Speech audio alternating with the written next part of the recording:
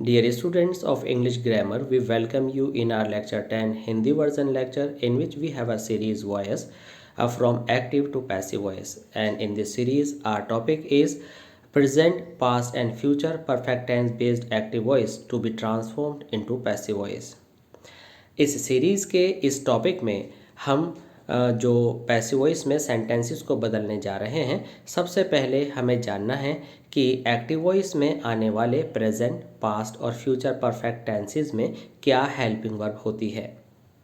जब भी हम कभी एक्टिव वॉइस से पैसिव वॉइस में ट्रांसफॉर्म करते हैं सेंटेंसेस को, तो हमें कुछ सर्टेन आइडेंटिफिकेशंस की ज़रूरत होती है। पहली यह है कि सब्जेक्ट और ऑब्जेक्ट कहाँ हैं और कैसे उनको चुना जाता है, एक्टिव वॉइस का कौन सा टेंस है और उसकी क्या हेल्पिंग वर्ब है, और ये हेल्पिंग वर्ब पैसिव वॉइस में किन एडिशनल वर्ड्स के साथ यूज़ की जाती है या हेल्पिंग वर्ब में क्या चेंजेस किए जाते हैं।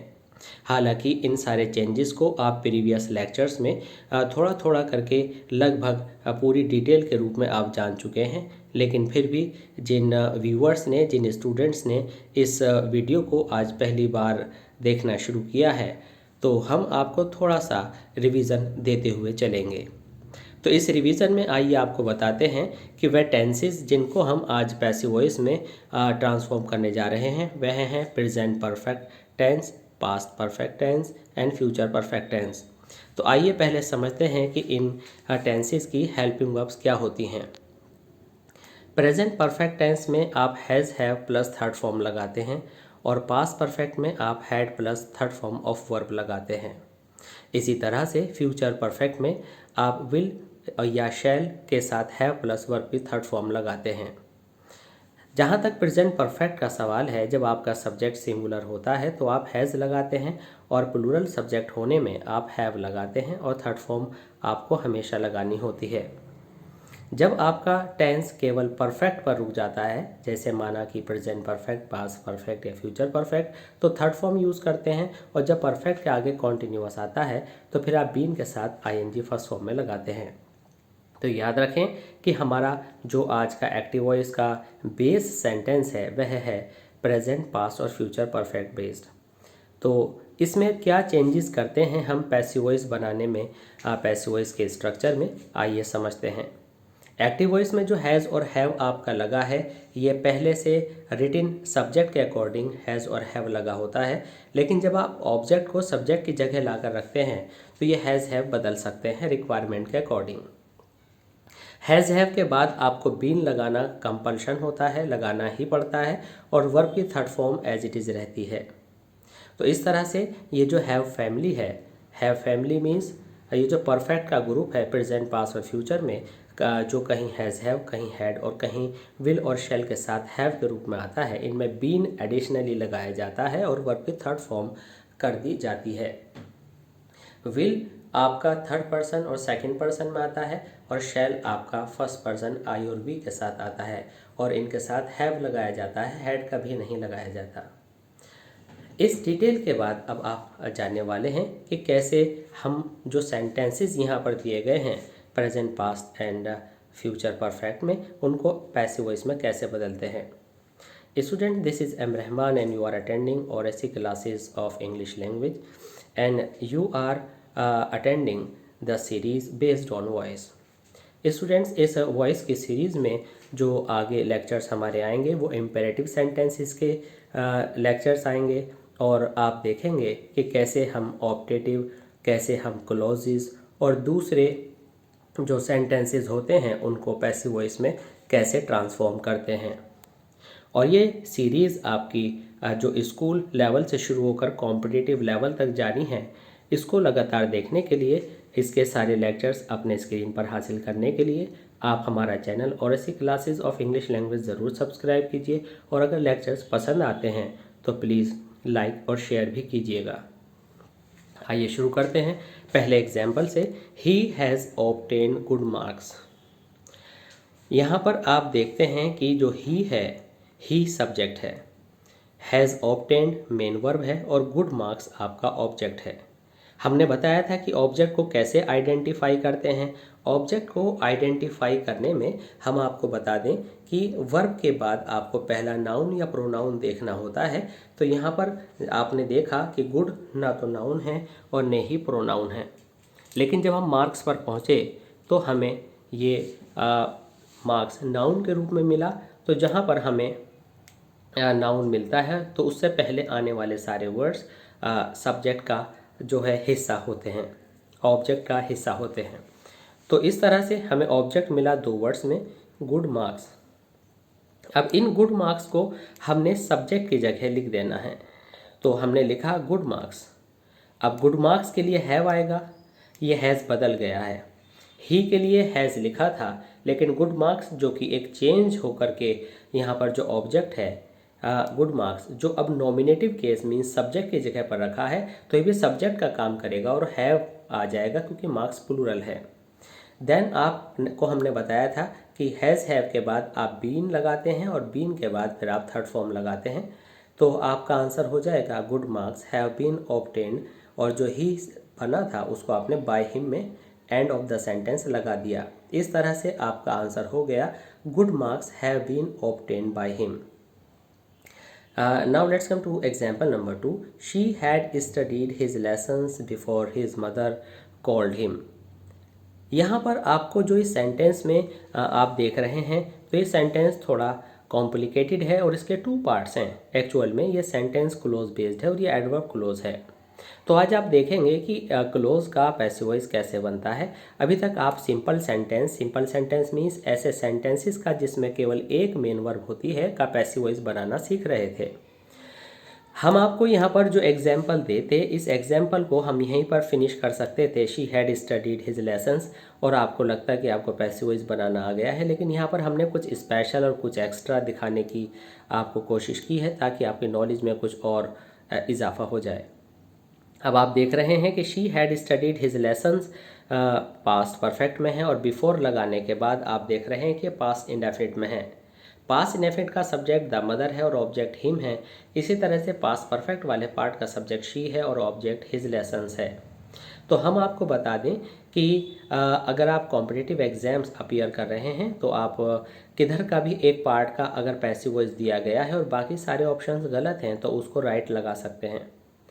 अगर आपको दोनों तरफ के पैसिव वॉइस बनाए हैं तो फिर आपको ये वाला ऑप्शन राइट लगाना होगा, चूज़ करना होगा, क्योंकि ये पूरी तरह से पैसिव वॉइस में चेंज है।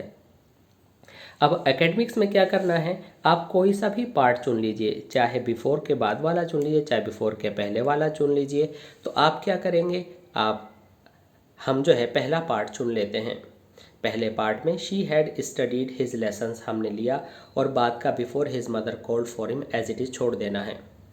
क्योंकि जब आप पैसिव वॉइस बनाते हैं तो केवल पहला काम आपको ये करना होता है कि आपको ऑब्जेक्ट चूज़ करके सब्जेक्ट की जगह प्लेस कर देना होता है। तो हमने हिज लेसन्स यहाँ से पिक किया और शी की जगह प्लेस कर दिया। इसके बाद हैड तो हैड ही रहता है, सिंगुलर प्लूरल का इस पर कोई इन्फ्लुएंस और इफेक्ट नहीं होता। और बीन आपने एडिशनली लगाया एंड स्टडीड थर्ड फॉर्म तो आपकी ऑलरेडी थी, और आपने जो शी था जिसको आप पीछे and the end of the sentence ले जाकर बाई लगाते हैं ऑब्जेक्टिव केस में, मतलब शी का आप हर करते हैं, तो आपने यहाँ पर बाय हर कर दिया। अब आपने क्या किया कि आपका सेंटेंस हो गया his lessons had been studied by her. Generally हम क्या करते थे कि हर को बाद में ले जा करके लगाना हमारी हैबिट रही है। जैसे कि आप पहला ही सेंटेंस देख सकते हैं, good marks have been obtained by him.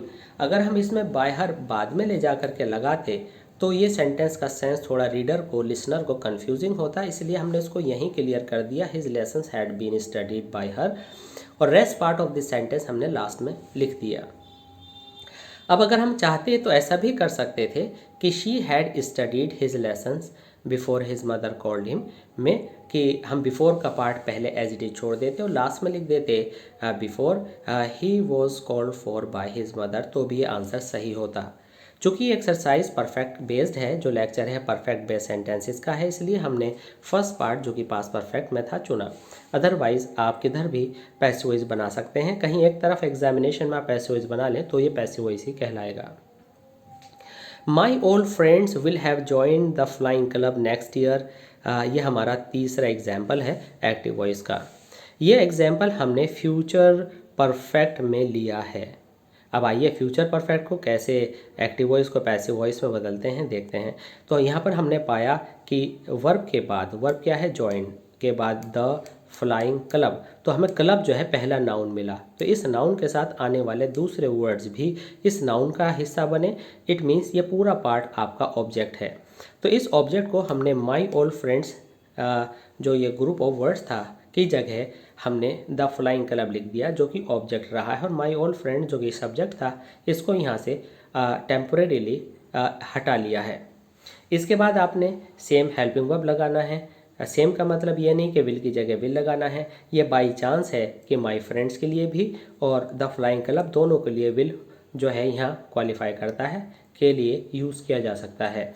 उसके बाद हैव भी एज इट इज़ लगेगा, और पैसिव वॉइस में आप जानते हैं कि बीन आपने एडिशनल लगाना पड़ता है और थर्ड फॉर्म आपकी होती ही है। इसके बाद rest part of the sentence आपने बचा हुआ हिस्सा ऐसे ही छोड़ दिया और लास्ट में लिख दिया bye my old friends. Bye my old friends क्या था, बाय माई ओल्ड फ्रेंड्स था एक्टिव वॉइस का सब्जेक्ट। इसके बाद हमने जो एग्जाम्पल नंबर 4 लिया है वो अपने आप में कॉम्प्लिकेटेड एग्जाम्पल है। तो इस एग्जाम्पल को समझने में आप देखेंगे कि ये सेंटेंस भी दो वर्ब्स बेस्ड है, ये भी एडवर्ब क्लोज है। ये टाइम क्लोज में बना है बिफोर आफ्टर बेस्ड कंजंक्शन पर। तो यहाँ पर आप देखते हैं कि जैसे कि अभी पीछे हमने पास परफेक्ट और पास इनडेफिनिट को वॉइस चेंज किया था और हमने कहा था कि आप आगे या पीछे किसी भी पार्ट का वॉइस बना सकते हैं। यहाँ पर ऐसा इसलिए नहीं कर पाएंगे क्योंकि कम्स के बाद कोई ऑब्जेक्ट नहीं है। तो जिस वर्ब का ऑब्जेक्ट नहीं होता उसका हम पैसिव वॉइस नहीं बनाते हैं, और इसलिए हम पहले पार्ट में आ गए हैं। और पहले पार्ट में जो हमारा सब्जेक्ट है वो है दे, और दे के बाद हमारा जो ऑब्जेक्ट है वो है द पिक्चर। अब पहला वर्क क्या करना होता है, ऑब्जेक्ट को सब्जेक्ट की जगह प्लेस करना होता है। तो ऑब्जेक्ट क्या है, ऑब्जेक्ट है द पिक्चर। द पिक्चर आपने लिख दिया दे के प्लेस पर, तो विल द पिक्चर। अब यहाँ पर नॉट भी दिया गया है। इस फ्यूचर परफेक्ट के टेंस में अगर नेगेटिव हो तो एक कॉम्प्लिकेशन और बढ़ जाती है। स्टूडेंट्स कभी कभी कंफ्यूज होकर इस नोट को यहाँ बीन से पहले प्लेस कर देते हैं जो कि गलत है।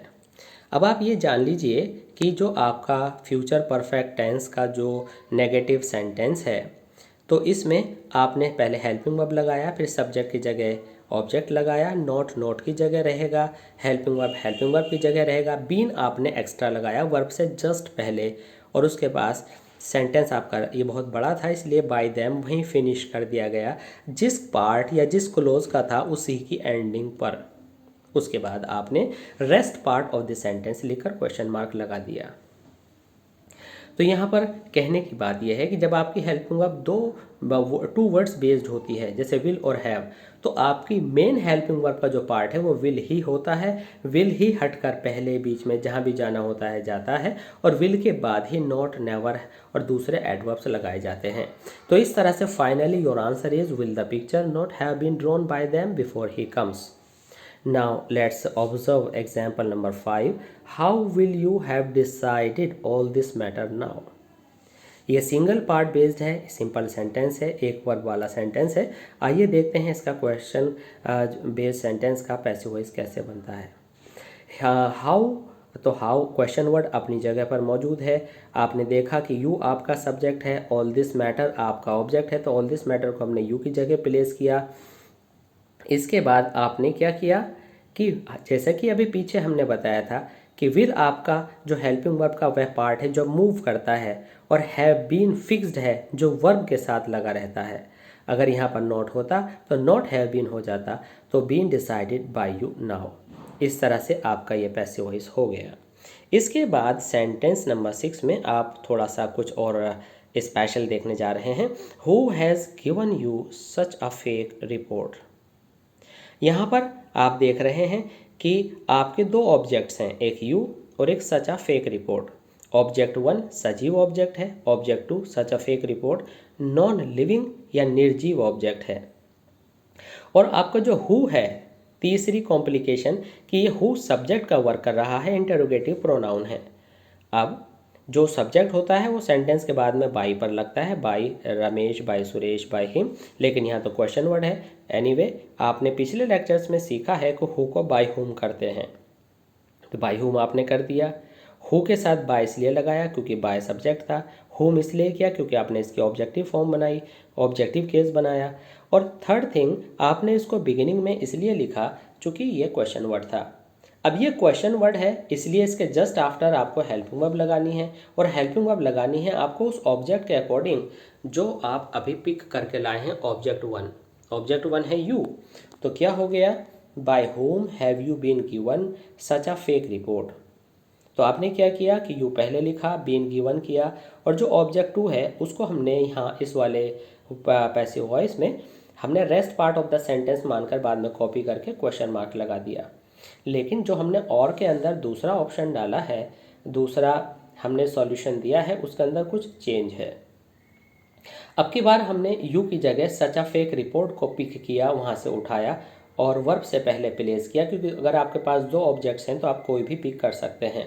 तो by whom has such a fake report been given, but आपको ये याद रखना है कि अगर आपने लिविंग सब्जेक्ट, लिविंग मीन्स सजीव सब्जेक्ट लास्ट में लिखा है तो आपको टू एक्स्ट्रा लगाना है, वो हमने यहाँ पर किया और हमारा आंसर बना by whom has such a fake report been given to you.